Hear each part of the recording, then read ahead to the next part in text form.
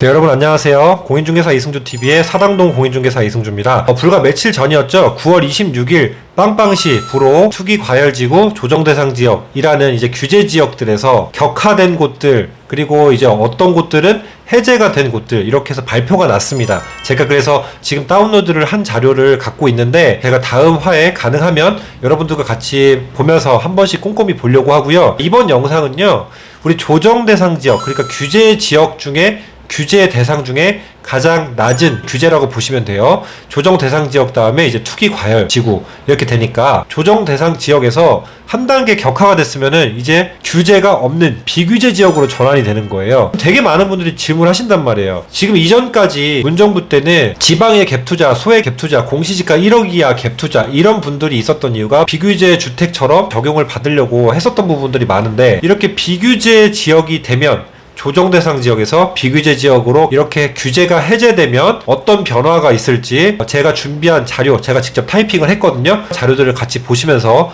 하나씩 알아보도록 하겠습니다. 자, 그럼 지금 제가 준비한 한글 파일로 이동해 보시겠습니다. 네, 여러분, 제가 준비한 영상 자료 잘 보이시죠? 비규제 지역이 되면 첫 번째, 자, 세금 부담이 완화가 되겠죠, 당연히.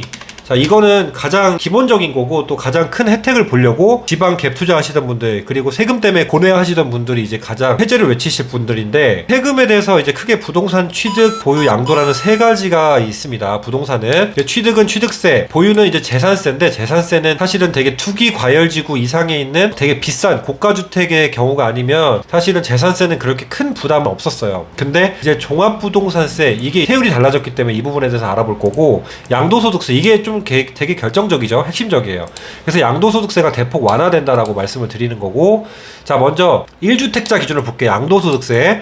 1주택자가 양도소득세 면제받으려면 어떻게 됐었나요? 조정대상 지역에서는, 그 이상에서는 2년을 보유하고 2보 2거라고 외웠어요. 자, 그래서 2년 실거주를 했어야 됐죠. 그래서 조정대상 지역 이상의 지역에서는 이제 상생임대인이라는 제도가 나와가지고 계약갱신 요구를 들어줘서 5% 이내로 한 번 더 세입자를 2년 연장을 해주면, 2년 거주 안 한 집주인 같은 경우는 상생임대인이라고 해서 기존 5% 인상을 2년 한 번 더 해준 그 임차인이 1년판 이상만 더 거주를 한다면 2년 거주를 면제해주겠다라는 주거 안정성을 확보하기 위한 정책으로 상생임대인 하나 나왔었습니다. 자, 어쨌든 실거주 요건이 필요했었어요. 근데 이게 5호 요건이 아니라 1번, 2번이 같이 2년 보유, 2년 거주, 엔드 요건이 필요했었다는 거죠. 근데 이제 비규제 지역이 되면 1주택자 같은 경우는 실거주 조건 상관없습니다. 그냥 바로 세놔도 2년만 넘어가면은 이제 양도세가 비과세가 되겠죠. 네. 근데 물론 12억까지 양도세가 비과세니까 비규제 지역에서 뭐 15억 이렇게 간다 그러면은 12억 초과분에 대해서는 양도소득세가 계산이 되겠지만 이제 장특공제가 세워져서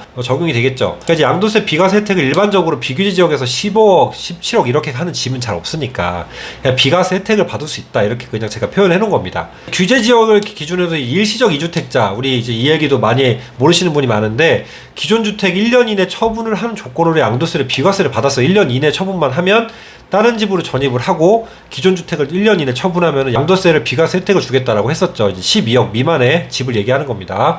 자, 근데 비규제 지역은 일시적 2주택자 처분 기한이 3년으로 늘어나요. 그러니까 여유 있게 집을 팔아도 되는 거죠. 자, 이게 이제 또 하나 첫 번째고요. 그다음 이제 양도세, 뭐 세금 이제 계산할 때 조정대상 지역 기준에서는 우리 이제 투기 과열지구 아닙니다. 투기 과열지구는 플러스 10%가 더 늘어나니까 이게 2주택자 기본세율 플러스 20%, 2주택이 되면 양도할 때 기본세율이 6에서 45가 나온단 말이에요.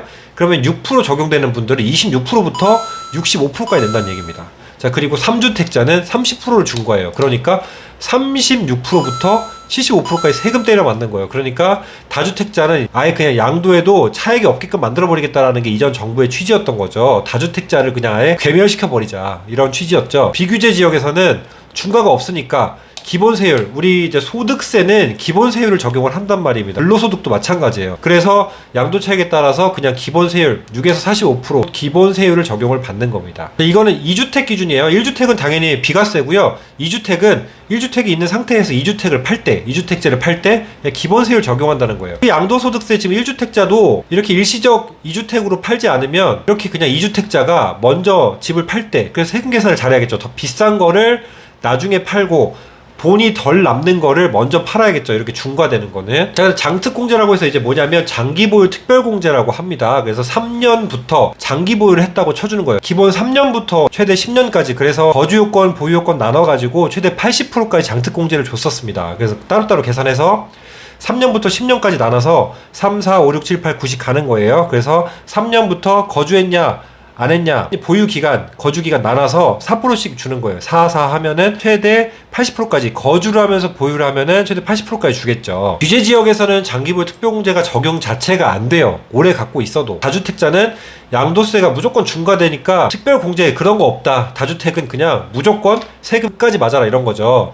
근데 비규제 지역은 다주택자도, 주택이 여러 채 있는 사람도 각각 주택마다 장기보유 특별공제 적용해준다는 거예요. 그래서 보유기간에 따라서 최대 30%까지 공제를 해줍니다. 이거는 장특공제가 1주택자는 최대 80%까지 받을 수가 있잖아요. 근데 다주택자는 30%까지입니다. 그 다음 종부세, 종합부동산세라고 해서 이제 부자세라고 합니다. 일반적으로 기준 시가를 얼마를 초과한 주택을 갖고 있거나 1주택 기준, 혹은 주택수 합산해서 총 보유 가치가 얼마를 초과한 금액부터는 토지는 사업용 토지, 비사업용 토지 나눠서 얼마 초과 갖고 있는 금액에 따라서 그 금액을 초과한 사람들은 다 부자니까 종합적으로 내는 부동산세를 내라, 종부세를 내라 라고 해서 부자세라고 합니다. 종부세가. 자, 조정 대상 지역은 2주택자 이상인 경우, 2주택자 이상이 뭐예요? 2주택자부터죠. 그러면 종부세율이 1.2에서 6%까지 나왔어요. 그러니까 금액이 올라가면서 6%까지 만땅 채워졌는데, 비조정 대상 지역으로 이제 규제 해제 시에는 0.6에서 맥시멈 3%까지 적용이 된다라고 해서 이제 훨씬 줄어들었죠. 자, 그 다음 취득세 한번 볼게요. 취득세. 규제 지역은 2주택 취득 시부터 이제 8%. 1주택 있는 분이 2주택에 조정 대상 지역에 2주택짜리 10억짜리 집을 샀습니다. 그럼 세금이 8천만 원 나왔던 거예요. 그러면 주택 2주택이 있었던 사람이 10억짜리를 세 번째 집을 산다. 그러면 12%, 1억 2천을 세금 내는 겁니다. 세금부터 그냥 12%씩 빡빡 내니까 할 때부터 엄청나게 적자를 보고 사는 거죠. 그러니까 다주택을 아예 그냥 못하게 만들어버리겠다 이런 겁니다. 비규제 지역으로 바뀌면은 2주택 시에도 똑같이 1에서 3% 일반 세율 적용이 되는 건데, 금액이 올라갈수록 이제 세율이 높아지는 거예요. 그래서 제가 공인중개사 공부할 때, 세법 공부할 때 주의 이름으로 하나 둘 셋 해가지고 취득세는 1, 2, 3% 이렇게 올라간다, 일반 세율 적용한다 이렇게 외웠었습니다. 대신에 무조건 주택수 상관없이 그런 게 아니라 2주택 취득 시의 일반 세율이고요, 3주택부터는 8%, 4주택부터는 12%입니다. 이거 알아두셔야 되고, 그 다음에 자금조달계획서라고 해서 이제 투기과열지구에는 자금조달계획서랑 플러스 자금 출처까지 다 낱낱이 기록을 해야 되는데, 이제 조정대상 지역은 자금조달계획서라는 걸 써야 되거든요. 자금을 어떻게 조달하겠다 개인이 준비를 해주면 돼요, 이 서류를. 근데 이거는 6억 이하 기준에서는 아예 이 자체가 불필요합니다, 비규제 지역은. 근데 물론 6억을 초과하면은 그 말은 즉 필요하다는 얘기긴 해요. 이제 비규제 지역도 이제 6억을 초과하면 좀 고가주택으로 본다 이겁니다. 자, 그 다음에 대출이 되게 중요한데, 자, 한도가 증가하죠. 우리 뭐 대출, 주택을 레버리지 없이 사는 사람이 거의 없으니까 대출을 못 받는 경우들이 많았죠. 근데 이제 주택담보대출, 이게 뭐냐면 주택을 담보로, 주택의 가치를 담보로 내주는 비율이잖아요. 그래서 LTV, 론 투 밸류 레티오라고 하죠. 집값이 10억이면 여기서 이제 70%가 나온다 그러면 70%가 7억이 대출이 나온다, 이렇게 아시면 되는데, 무주택자나 1주택자 처분 조건의 경우에는 서민형, 생계형 대출을 받는 분들은 이제 70%까지 나오고요, 1주택 이상인 분들은 이제 최대 60%까지 나옵니다. 1주택자 처분 조건의 경우에는 이제 70%까지 되고, DTI라고 해서 부채 상환 비율이죠. 이거는 60%까지로 상향을 했는데 1주택 이상은 50%, 10% 적어요. 그러니까 이제 다주택은 어쨌든 대출 비율이 적긴 적지만 기존 대비해서 현저하게 올라간 거죠. 그 다음에 이제 세대당 2건까지 주택담보대출 가능하고, 이전에는 예외 조항을 빼고서는 기존 1세대에 주택이 하나 있다 그러면 대출이 안 되는 경우들이 많았습니다. 근데 세대당 2건까지 주택담보대출이 가능하게끔, 이제 비규제 지역은 이렇게 가능해지고, 대출 시의 저립 조건이나 처분 조건이 사라진다. 자, 무슨 말이냐면은 1주택 있던 사람이 다른 집으로 이사를 가요. 그럴 때는 이 집을 처분하는 조건이어야 대출이 내줬단 말이에요. 근데 이제 이 조정대상 지역이 해제가 되면, 비규제가 되면 저립 조건이나 처분 조건이 사라지고 대출을 또 받을 수 있다는 얘기죠. 두 개가 같은 얘기입니다. 그 다음에 이 얘기도 이제 되게 많은 이슈죠. 청약 가입기간 조건 전매 제한에 대해서 한번 알아볼게요. 자, 규제 지역일 때는 무주택자나 1주택 세대주까지만 청약이 됐어요. 물론 1주택 세대주는 현실적으로 추첨제가 아니면은 청약이 되기 힘들겠죠. 무주택 세대주도 가점 84점 만점을 받은 사람끼리 싸우는 게 조정대상 지역 이상의 되게 인기 지역에서 상승장 때는 뭐 경쟁률이 몇백 대 1 되니까요. 1주택 세대주는 사실은 무늬만 1주택 세대주지 거의 뭐 여기 경쟁에서는 거의 빠진다고 봐야 되는데, 이제 비규제 지역이 되면은 세대원 상관없이 다주택자도 1순위 청약이 다 가능합니다. 그리고 가입 기간도 규제 지역은 2년 이상, 24개월 이상이 넘어야 되죠. 근데 비규제 지역은 6개월 이상부터 가능한데요. 지방 6개월이고 수도권은 12개월 이상으로 제가 알고 있고 그렇게 공부를 했습니다. 그래서 혹시 제가 오늘 설명드린 내용 중에 틀린 게 있거나 조금 여기 더 덧붙일 내용이 있으시면 보시는 분들 댓글 달아주시면 너무 좋을 것 같아요. 그 다음에 이제 규제 지역은 조정 대상 지역 같은 경우는, 자, 투기과열지구는 이제 전매 제한이 5년이거든요. 근데 이제 분양가 상한제 적용주택은 이제 전매 제한이 3년이었어요. 근데 비규제 지역으로 바뀌면 분양권 계약 직후 그냥 바로 피 받고 팔아야 된다 이거예요.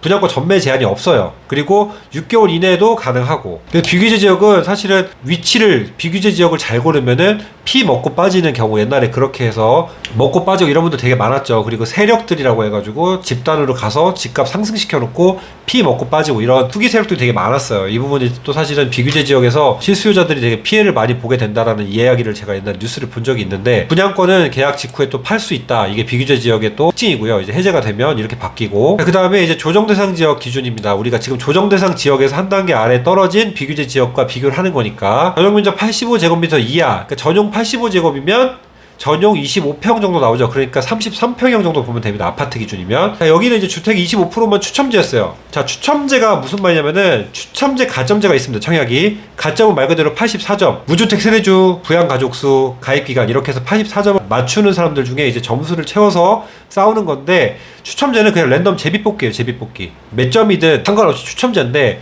조정 대상 지역에는 전용 25평 이하 주택은 25%만 추첨제를 했었어. 나머지 가점제로 싸웠다는 거죠. 근데 이제 비규제 지역이 되면 60%가 추첨제에 공급이 돼요. 그러니까 거의 비규제 지역은 청약 넣으면은 추첨제가 지원율이 낮으면은 뭐 무조건 100% 당첨이 되는 거고, 지원율이 높으면은 비율상으로 뭐 확률이 조금 떨어지긴 하겠지만 어쨌든 60%가 추첨제니까 청약이 뭐 다주택인 분들, 뭐 청약 가점이 낮은 분들 이런 분들도 추첨으로 해서 확률이 높아진다 이 얘기죠. 그래서 점수 없이 추첨하는 게 추첨제라고 혹시 모르시는 분들 위해 만들어놨고, 85제곱미터 초과하는 대형 평수 같은 경우는 추첨제를 100%로 한다고 해요. 점수 낮은 사람도 청약 가능성이 높아진다라고 제가 써놨고, 그 다음에 조정 대상 지역 같은 경우는 세대원 전원이 5년 이내 당첨이 없어야 돼요. 당첨 이력이 없어야지 청약 자격이 부여가 됐는데, 비규제 지역은 재당첨 제한 없고, 그러니까 한마디로 무제한 지원이 가능하다는 거죠. 이렇게 돼버리는 겁니다. 근데 비규제 지역을 사실 제 생각에 그렇게 많이 청약을 많이 넣을까 사실 생각이 들기도 하는데, 뭐 지역에 따라 다르겠죠. 로또 맞은 곳은 다를 수도 있어요. 어쨌든 우리가 이제 그런 사실관계만 가지고 보는 거니까 변화되는 부분은 어떻게 변하는지만 보고 여러분들이 판단하시면 될 것 같고요. 네, 여러분 내용 잘 보셨죠? 제가 좀 부족하지만 정리를 아무튼 했어요. 저도 공부할 겸 정리를 좀 해봤고, 그래서 오늘 내용은 조정 대상 지역에서 해제를 했다. 그러니까 비규제 지역으로 전환됐을 때의 차이점, 어떻게 변화가 되는지에 대해서 알아봤고요. 제가 가능하다면 다음 편에서 정부가 9월 26일 빵빵시부터 효력이 발생할 수 있게 지역들을 변화시킨 곳들 한번 제가 보도자료를 갖고 여러분들께 한번 보여드릴 수 있도록 준비해 보겠습니다. 자, 오늘 제가 올린 내용 중에서 조금 더 덧붙일 내용이 있다고 생각한다, 혹은 이 부분은 맞게 수정되어야 한다라는 부분이 있다면, 저도 사람이니까 틀릴 수 있으니까요, 편안하게 그런 부분들은 좀 수정사항을 댓글을 남겨주시면 좋겠습니다. 같이 공부하는 채널이니까 여러분들이 같이 기초 지식이니까 도움이 되셨으면 하는 바람으로 공부한 내용들을 올린 겁니다. 자, 오늘 내용도 유익하셨길 바라고요. 다음 영상에서 또 만나도록 하겠습니다. 감사합니다.